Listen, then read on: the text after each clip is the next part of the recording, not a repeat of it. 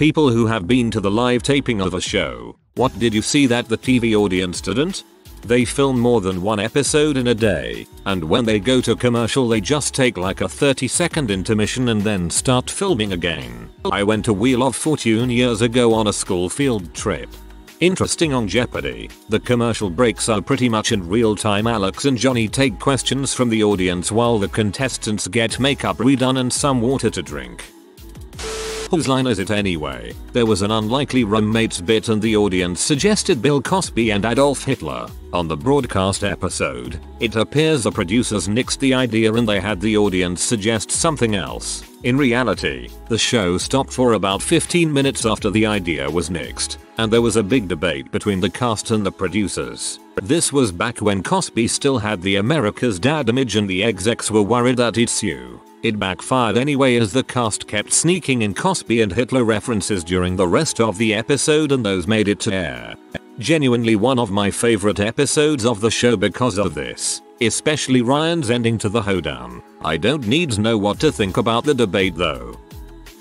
I was in the audience of a children's TV show back when I was little. At one point during the show, they randomly select a seat and the person sitting in it got a bag of treats. My seat was selected, but as the cameras were panning around, a bigger kid sitting nearby pushed me out of my seat and sat there instead. I sat in the aisle and cried while my dad screamed at the kid and threatened to beat him up. Security came and after some time everything got straightened out. They ended up giving me the bag and kicking out the kid who had pushed me. I'm pretty sure none of that made it on the air.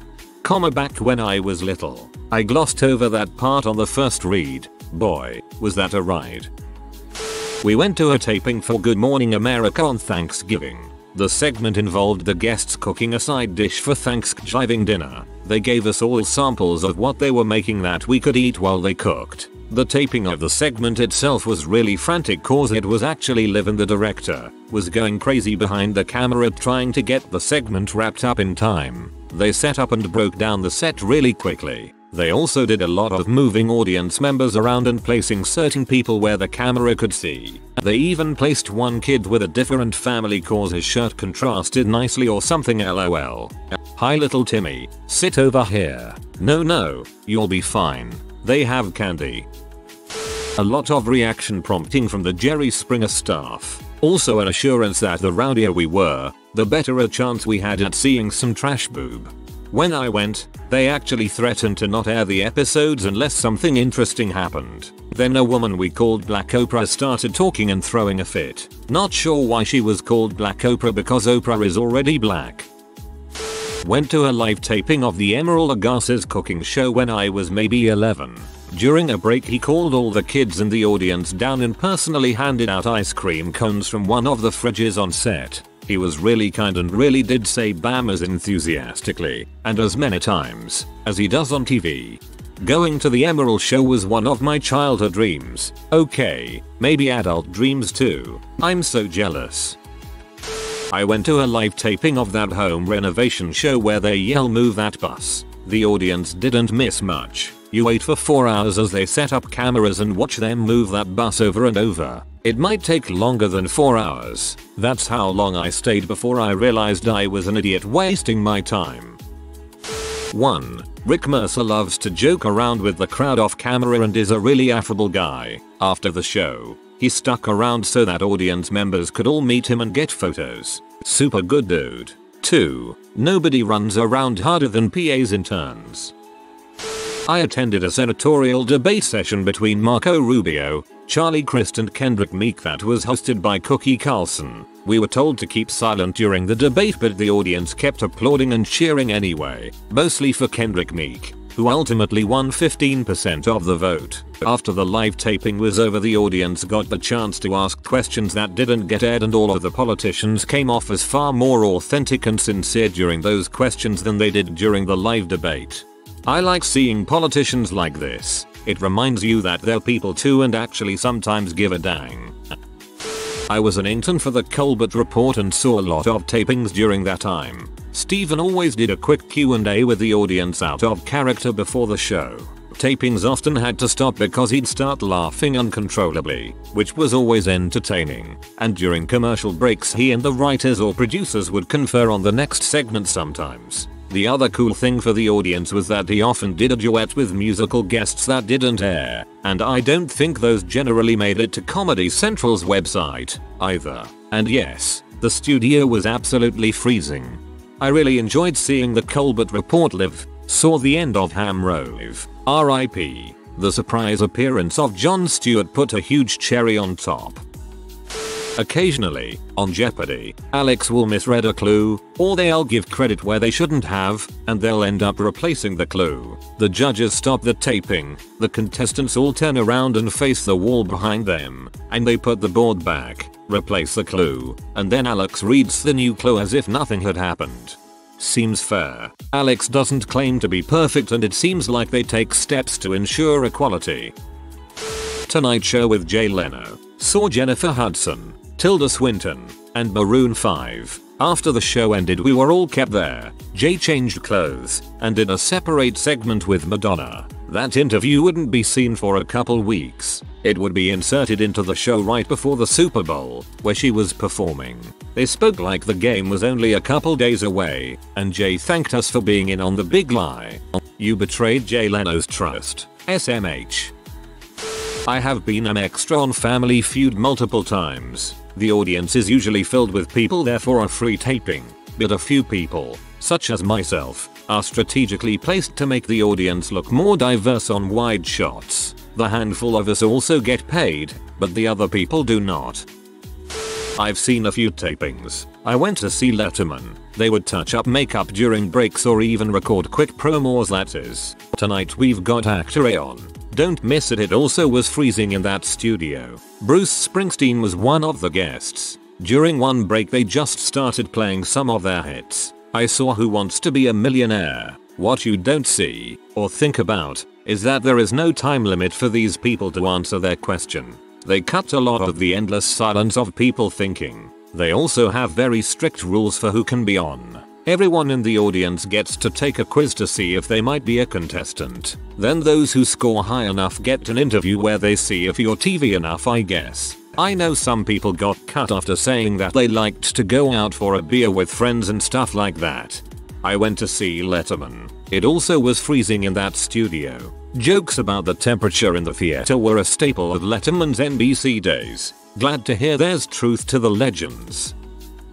I went to the taping of the American version of the Kumars at number 42, called The Ortegas. It was the worst thing I've ever seen in my life. I don't think it ever went to air. Thank God. I went to see a taping of the Colbert Report. Colbert never turns it off. From the moment he gets on stage to the moment he walks off, he is always on. He comes out and tells some jokes and answers audience questions. The production crew comes out with index cards for you to submit them on. During pauses between segments, they come out to fix up his hair and makeup and stuff, and he does stuff then to keep the audience engaged, like mimicking the hairdresser's movements on her head as she was fixing his hair. There's also a lot of stuff cut that doesn't make it to the show. I went to the filming of old new Top Gear many years ago. What they cut out was basically a lot of Hammond calling people C and Clarkson flubbing his lines and staring at boobs. So about what you'd expect. They should have left that stuff in. TV gold right there. My brother was on the original run of Figure It Out on Nickelodeon, late 90s-ish or so. Nothing too crazy or shocking. They taped a bunch of episodes in one day, so a bunch of kids were there all practicing their stuff beforehand, if they could. Most of the demonstrations they did were set up to be easy mode of their talents. A couple times they had to redo the demo to make sure the kids did their things perfectly for later editing. Nothing to do with the taping, but I also got to see them making the slime backstage, which was pretty neat. I saw live taping of Tosh Zero. Before it starts he runs over the agenda. They tape in 3 segments and each one is taped twice. If he messes up, which was only 3 times when I was there, the camera people go back 10 seconds or so instantaneously and redo it on the spot. It's so awesome. He just said, "Ah crap," calmly, then went right back into his previous line like nothing. At one part they had to pause and he was kinda chatting, and when the camera guys said live, He jumped into character on a dime. The taping took 40 minutes. Straight to the point with no bullshitting around. My wife works in costume and got me a ticket to a filming of the new version of Porridge UK sitcom originally from the 70s or 80s I think. It's a lot funnier in person than on TV as the cast have a good rapport with the audience off camera that keeps people in a good laughing mood. The show didn't do very well when it aired. I remember laughing a lot during the live show. Oh, and also I got to go into the after party with cast and crew. Pretty shocking how much it must have cost. They had one after every episode, given that the BBC is funded by the public. Had a constantly refilled table of free bottles of expensive beer, wine and soft drinks, and a lot of food. A girl I work with was on Jerry Springer's show and was paid with 2 cartons of cigarettes and a gift card to Buffalo Wild Wings. I'd take that deal. I think Jimmy Fallon was borderline drunk and he continued drinking during the breaks. Most of the crap he did with the guests was pretty boring. When I watched the final TV version I laughed my butt off at how much they cut and pasted in the editing room to get what they did. Jimmy's drinking seems to be pretty well known. Hopefully he gets help one day. Went to Let's Make a Deal. Lots of reshoots because Wayne Brady said something dirty or couldn't stop laughing. The show part was fun. The 5 hours in LA heat beforehand was not. Went to see Conan once and was mildly surprised they take commercial breaks as they would if live. Also the studio is much smaller than it appears to be on TV. I went to see Conan too. I was really surprised at how small the studio and set actually was. Also, the musical guest, I can't remember who it was, messed up and had to start over. Been to loads of TV show recordings. A couple to note. QI, a 30-minute show took about 2 hours plus to record. Loads of great material wasn't used, I suspect partly for legal reasons. The Chase had loads of stoppages so they could make sure a slightly different answer was acceptable. They had a fact checker and lawyer there to make sure every answer was valid. So on TV it looks like it's always a straight 1 minute of questions. Almost never was. Needed multiple retakes, stopping and starting the clock and so on. Also for the normal version of The Chase there is no audience, but on TV it's presented as having one. They just use all the audience reactions from the celebrity version. With QI they do have another version of the show called QI XL which is a lot longer and contains much more of the cut content. Also, if you like QI check out the podcast made by the QI Elves. It's called No Such Thing as a Fish. I went to a taping of 2.5 Men. The first taping after Jon Cryer won an Emmy. Every time Jon flubbed a line, they'd parade the Emmy out to him to razz him. It was interesting seeing the process. They'd film a scene several times and we were instructed to react as if we were seeing it for the first time each time, keeping the energy up. Occasionally, they'd rewrite a joke and spring it on us after 5-6 takes where we had gotten used to the shtick. That usually generated a huge laugh and would be the joke that made it onto the show. This is super cool. Went to see Pointless being recorded. Alexander Armstrong came across as very professional. There were a few bits, usually at the end of a segment where he would randomly repeat lines from earlier that must have been missed or they didn't get the right angle for. Overall was very similar to what you see on TV. Was obvious they were on season 15 or some such. There was some banter but most of what was shot made it into the final show. I went to a taping of City Line in Toronto and what you don't get to see at home is the happiness on the faces of the audience when they pick up their bags of goodies after the filming. Full of all the stuff they were advertising during that episode. When I went we got a hairdryer, a travel pillow, a Lonely Planet book, some craft paper and scissors and a couple of gift cards. Not a bad score at all. I went to a taping of Politically Incorrect. Bill Maher's skin looked grey. He looked like The Walking Dead. They gave you a little bit of candy at the beginning of the seating when the warm-up comic was doing his thing. Conan sings an after the show song up in the audience. Went to a Jay Leno taping when they had outdoor concerts. I saw David Bowie and Moby perform. They did a few songs, but only one part of one was aired. Amy Smart, actress, was standing next to us in the crowd, which we were excited about. Went to a NY taping of Conan O'Brien in the late 2000s. The security was very tight. Also, the one of the producers came out after we were seated and told the audience not to scream out any profanities, etc. Finally, Conan actually came out and told jokes for about 20 minutes before the show started taping. Kanye messing up, a high note he couldn't quite hit. Love Lockdown song on the Dave Letterman show. He was allowed to do it over after the taping of the rest of the show. Also, in NYC and taking friends to an early morning show, think it's today, at Rockefeller Center there were some dedicated people hustling very early in the morning. They sold poster board and markers for crowds to make signs and try to get on camera. Very cool, Kanye. The Montel Williams show in 1993 encouraged a lion freakout. One of the other guests took out her own tonsils with an X-Acto knife. One of the guests did the show just to get Montel's autograph, and he refused to sign one, or even talk to her off camera. Major douche. Been to a handful of WWE TV shows. It's really neat seeing the small army of people reset the ring and stage between matches and how they nail it down to the second. Definitely an adjustment not hearing the announcers too. Can second this. I've been to multiple events and it's fascinating to see the whole process. Also, you get to hear the true audience reactions and not the edited ones.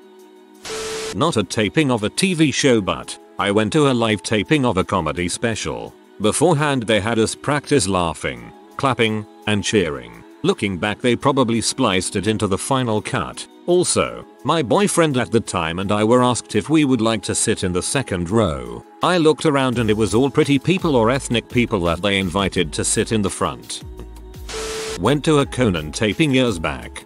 During the commercial break, we got to watch Thomas Hayden Church throw a crap fit at Norm Macdonald because he was apparently interrupting his interview too much. In all honesty, Norm made his interview much more entertaining. That guy was a total butthole.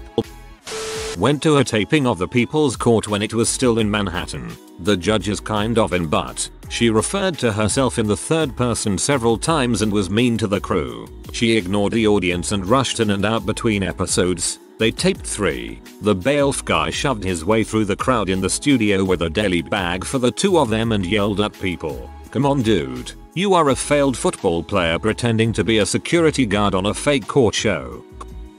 I went to a taping of So You Think You Can Dance, and they did multiple tapings of the big group dance, sometime all at once then just bits and pieces. It's an all-day taping. Group dance in the morning, everyone leaves for like 2 hours, then the individual dances in the afternoon. It was amazing.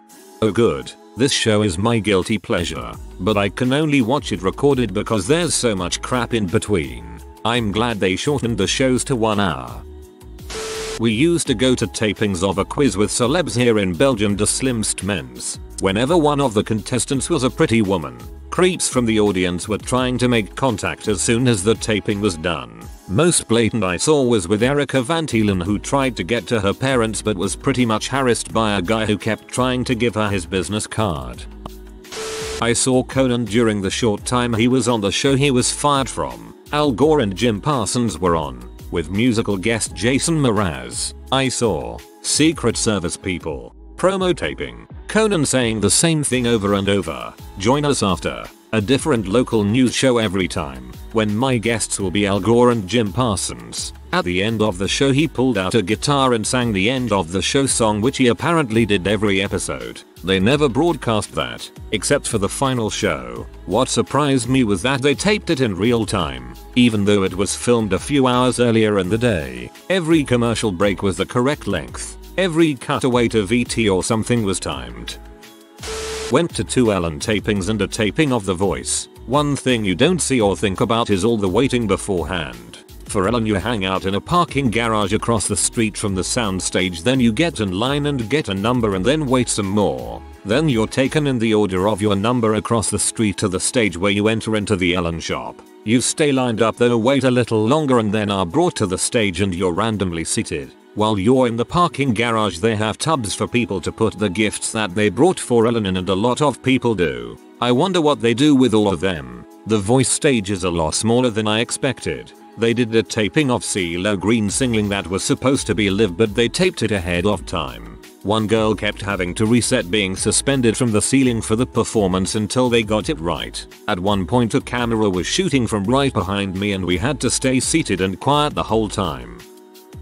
I saw a taping of The Late Show with Stephen Colbert. It was really cool because I had been such a huge fan of his when he did the Colbert Report, and he was interviewing Ben Platt, who I was also a big fan of after just seeing Dear Evan Hansen. When the director and stage people were preparing the set and getting the band's instruments ready, Stephen came out to the classic chant and answered a bunch of questions from the crowd. He was really funny, obviously, but he really struck me as a guy who deeply appreciated all he had in life. Someone asked something along the lines of how do you get your foot in the door in comedy, and he listed like 20 people and said a lot of heartfelt things about Jon Stewart. Was a great night, and if you're ever in New York, it's free to attend a taping. You just have to sign up online.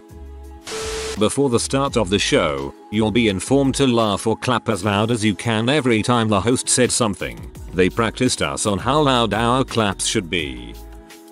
I went to a taping of the Craig Ferguson show when Zoe Saldana was pregnant, and the dude from She's Out of My League, the one with the curly hair and got arrested recently, can't remember his name. He did a stand-up which was the weirdest freaking stand-up ever. He rambled on about his friend's cause for like 10 minutes, which was edited out in the airing. The look of utter confusion on Craig Ferguson's face during the stand-up made everything worth it. I miss Craig and Jeff.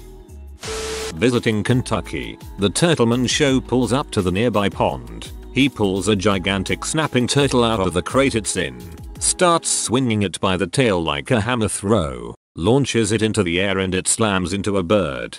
This is by far the best reply here.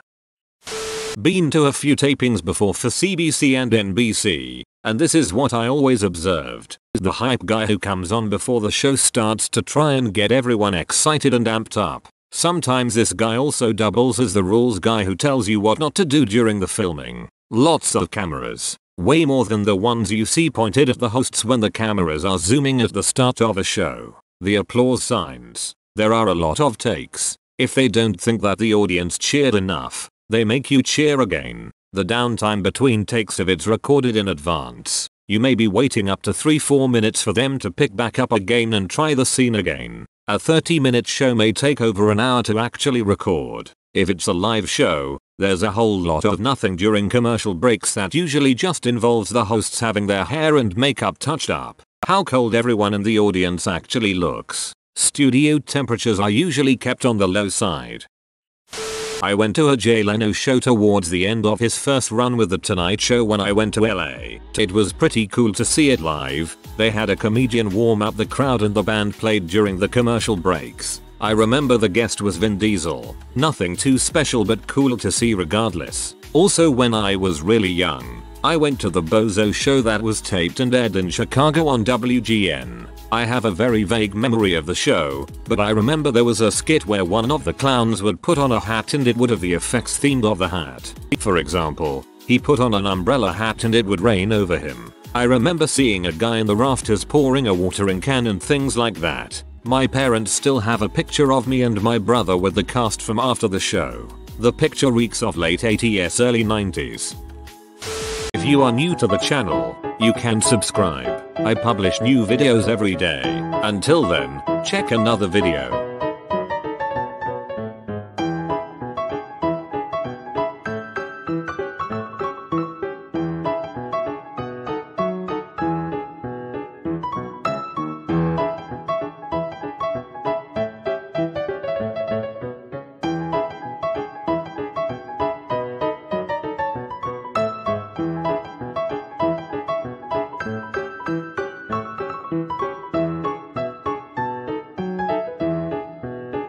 Bye for now.